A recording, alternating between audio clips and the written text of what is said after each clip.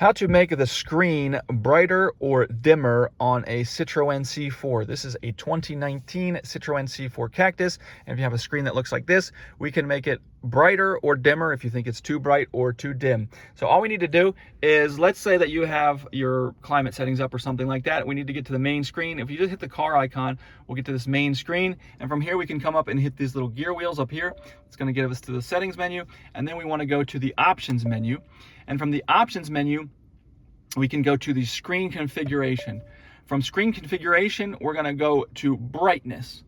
So we're going to hit brightness, and from here we can use these arrows to make the screen dimmer and brighter. Once we've done that, once we get it as bright or as dim as we want it, we can go ahead and hit OK. It'll back us out of that menu, and now we're good to go. So anyways, if this video helped, if you'd leave me a like, I'd really appreciate it, and make sure you subscribe to see more tutorials like this on this car and others.